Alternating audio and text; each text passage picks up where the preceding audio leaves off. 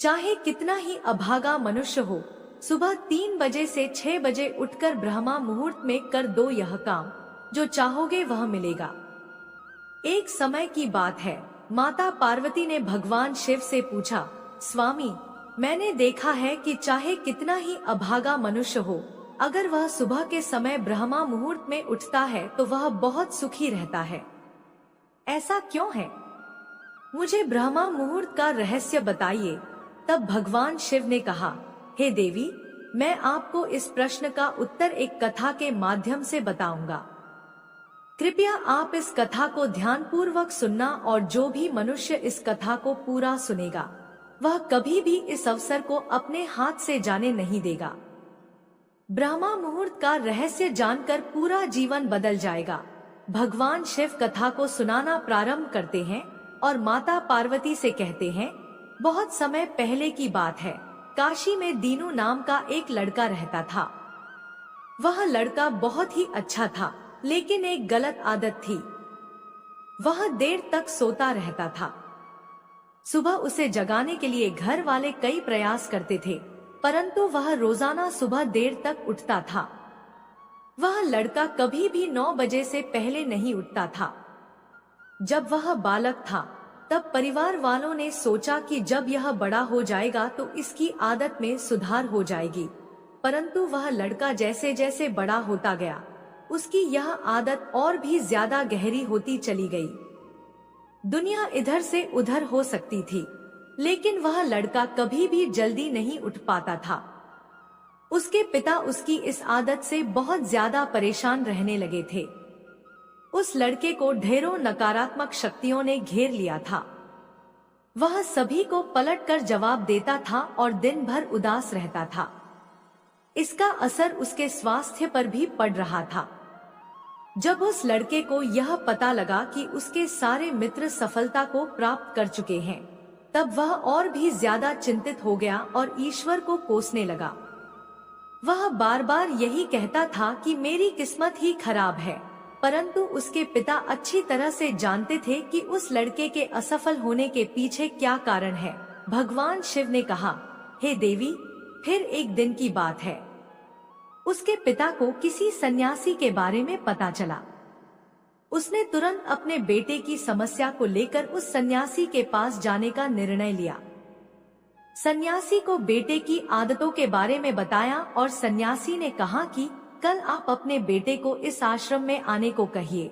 फिर उस लड़के का पिता अपने घर की ओर चला गया। उसे पता था कि अगर वह सीधे तरीके से अपने बेटे को सन्यासी से मिलने के लिए कहेगा तो वह कभी तैयार नहीं होगा। उसने अपने बेटे को अपने पास बुलाया और कहा, तुम्हारे सारे मित्र जीवन में सफलता प्राप्त कर चुके हैं, क्या तुम सफल नहीं होना चाहते हो? लड़के ने उत्तर दिया, जरूर पिताजी, परंतु जब भी मैं अपने मित्रों से उनकी सफलता का रहस्य पूछता हूँ तो वह मुझे कुछ नहीं बताते हैं। भगवान शिव ने कहा, हे देवी, फिर उसके पिता ने कहा कि मुझे यह रहस्य पता चल गया है कि वे सभी क्यों सफल होते जा रहे हैं।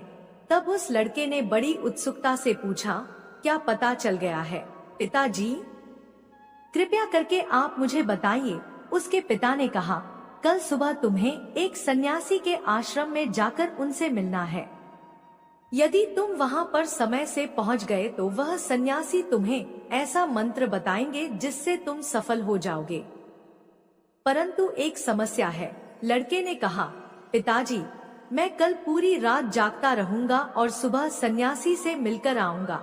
उसके पिता ने कहा, ठीक है, तुम वहां जाकर उस सन्यासी की आज्ञा को मानना। पिता की बात सुनकर वह लड़का बहुत अधिक खुश हुआ। जीवन में पहली बार रात्रि में वह जागता रहा, परंतु थोड़े ही समय में उसे नींद आ गई और वह सो गया। फिर अगली सुबह जब वह उठा तो उसे पता चला कि सन्यासी से मिलने का समय समाप्त हो चुका था। उसके पिता ने लड़के की तरफ देखा और कहा, तुम जीवन में कभी सफल नहीं हो पाओगे, जाओ और जाकर सो जाओ। पिता की यह बात सुनकर उस लड़के को बहुत दुख हुआ। उसने मन ही मन स्वयं को चुनौती दी कि कल सुबह वह सन्यासी से मिलने अवश्य जाएगा। उसने अपने पैर में एक छोटा सा घाव बना लिया, जिससे दर्द के कारण उसे रात भर नींद नहीं आई।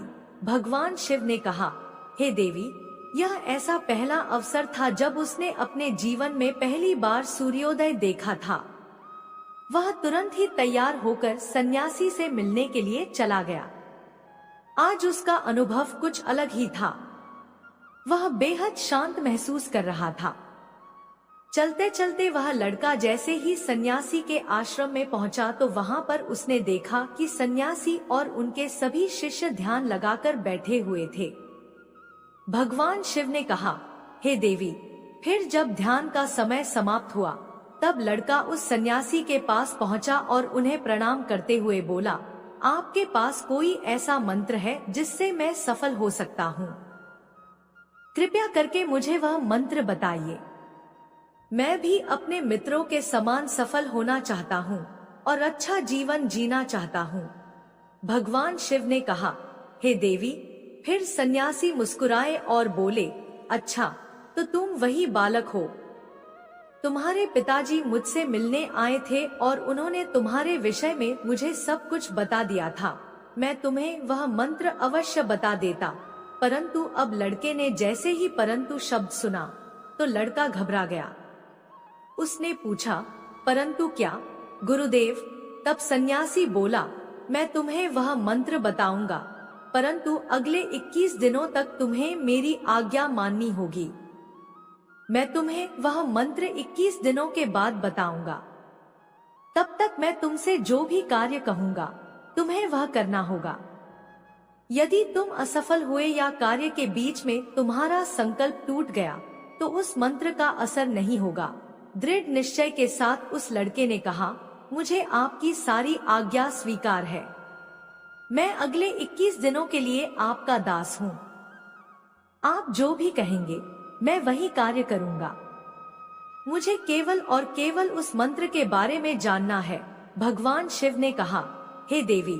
फिर सन्यासी ने उस लड़के से कहा, ठीक है, कल से तुम्हारा कार्य शुरू होगा। तुम इसी आश्रम में निवास करोगे। वह लड़का आश्रम में निवास करने के लिए तैयार हो गया। सन्यासी ने कहा, यहाँ रहते हुए तुम्हें ब्रह्मा मुहूर्त में उठना होगा और दूसरे शिष्यों की तरह ध्यान और तप करना होगा। साथ ही आश्रम के कार्यों में भी सहायता करनी होगी।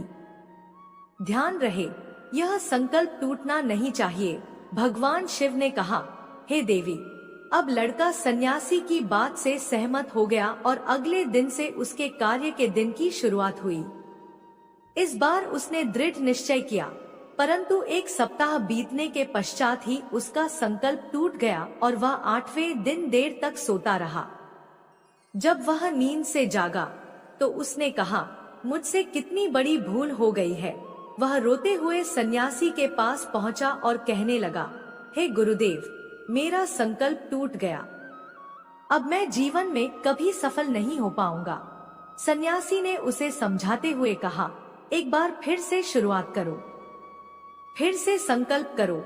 फिर लड़के ने सन्यासी से पूछा, सुबह उठना इतना आवश्यक क्यों होता है और यहाँ पर सभी लोग इतनी जल्दी क्यों उठ जाते हैं? भगवान शिव ने कहा, हे देवी। तब सन्यासी ने लड़के को समझाते हुए कहा, सुबह यानी ब्रह्मा मुहूर्त में उठने के पीछे बहुत बड़ा विज्ञान छुपा हुआ है। लड़के ने कहा, कृपया मुझे वह विज्ञान बताने की कृपा करें। सन्यासी ने कहा, रात्रि को 4 पहर में बांटा गया है। पहला रुद्रकाल, जिसका समय शाम 6 बजे से लेकर 9 बजे तक होता है।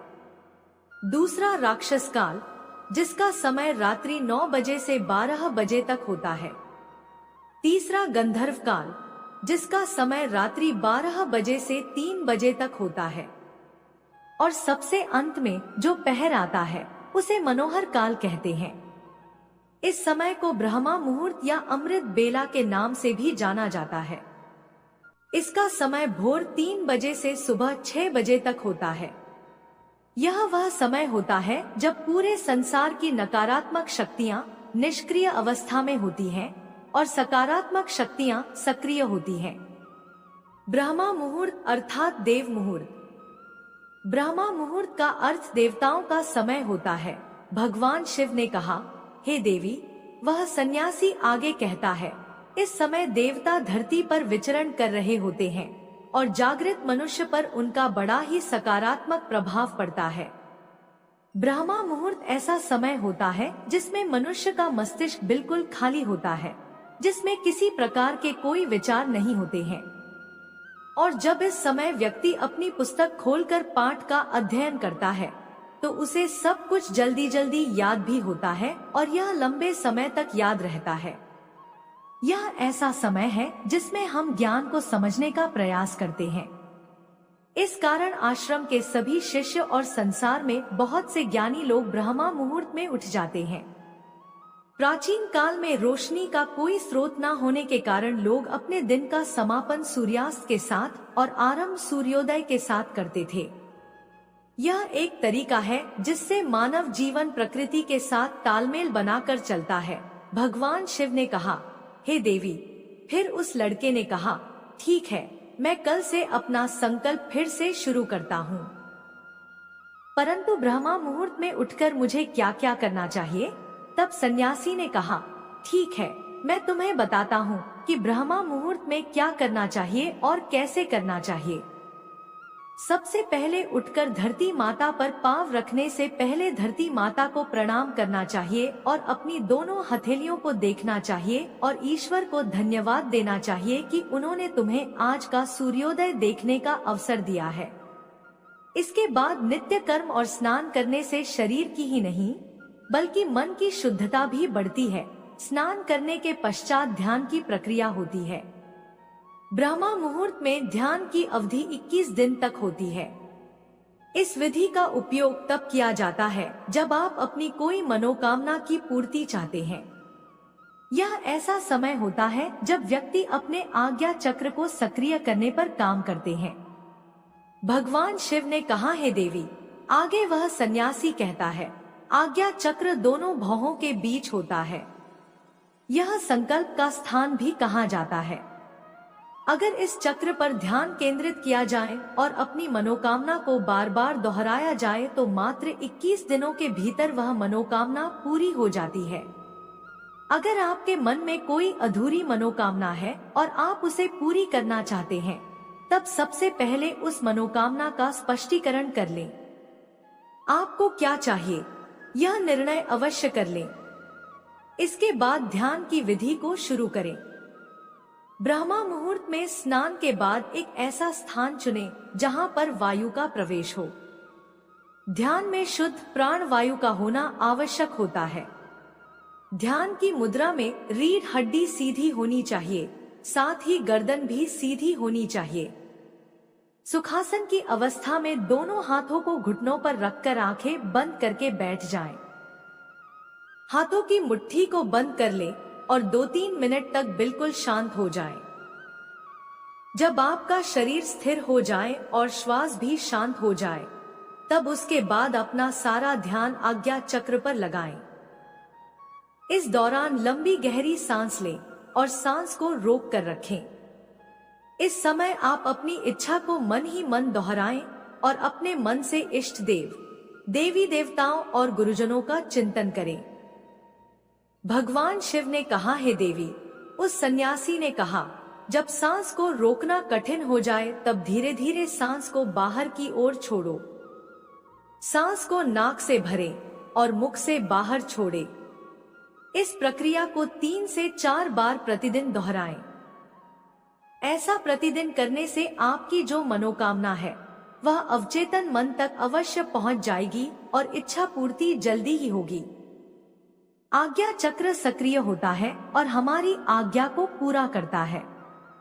सांस को रोक कर रखने के दौरान शरीर में आपातकाल की स्थिति हो जाती है, जिससे कि आप बेकार की बातें सोचने और विचार करने से बचते हैं। ब्रह्मा मुहूर्त के समय ईश्वर की विशेष कृपा होती है और कोई भी व्यक्ति अपनी मनोकामना को इस समय दोहराता है तो उसकी इच्छा जल्द से जल्द पूरी होती है। भगवान शिव ने कहा, हे देवी। इस प्रकार सन्यासी ने उस लड़के को ब्रह्मा मुहूर्त का महत्व बताया। अगले 21 दिनों तक उस लड़के ने बड़े ही मन के साथ इस प्रक्रिया को अपनाया। अब वह बहुत ही ज्यादा अनुशासित और शांत स्वभाव का बन चुका था। उस लड़के ने जैसे ही अपना संकल्प पूरा कर लिया, उसके बाद वह लड़का बड़े ही प्रसन्न भाव से सन्यासी के पास पहुंचा और कहने लगा, हे गुरुदेव, मैंने 21 दिनों का संकल्प पूरा कर लिया है। अब कृपया मुझे सफल होने का मंत्र बताइए। तब उस सन्यासी ने मुस्कुराते हुए कहा कि पिछले 21 दिनों से जो अभ्यास तुम करते आए हो, वही तुम्हारी सफलता का मंत्र है। जो व्यक्ति ब्रह्मा मुहूर्त में उठकर ध्यान प्रक्रिया को सही से करते हैं, वह जीवन में कभी असफल नहीं हो सकते। तुम्हें ब्रह्मा मुहूर्त का रहस्य पता चल चुका है। अब तुम इसे जीवन पर्यंत करो, तुम्हें जीवन के लक्ष्य और सफलता दोनों प्राप्त होंगे। उस लड़के ने सन्यासी को धन्यवाद दिया और ब्रह्मा मुहूर्त के नियमों का पालन जीवन पर्यंत तक करने का वादा भी किया। भगवान शिव ने कहा, हे देवी, अब तो आपको पता चल गया होगा कि ब्रह्मा मुहूर्त में क्या होता है। तब माता पार्वती ने कहा, हे स्वामी, अब मुझे ब्रह्मा मुहूर्त का संपूर्ण ज्ञान हो गया है। इतना कहकर माता पार्वती ने भगवान शिव को प्रणाम किया।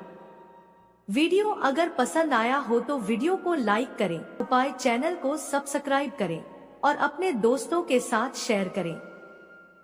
धन्यवाद।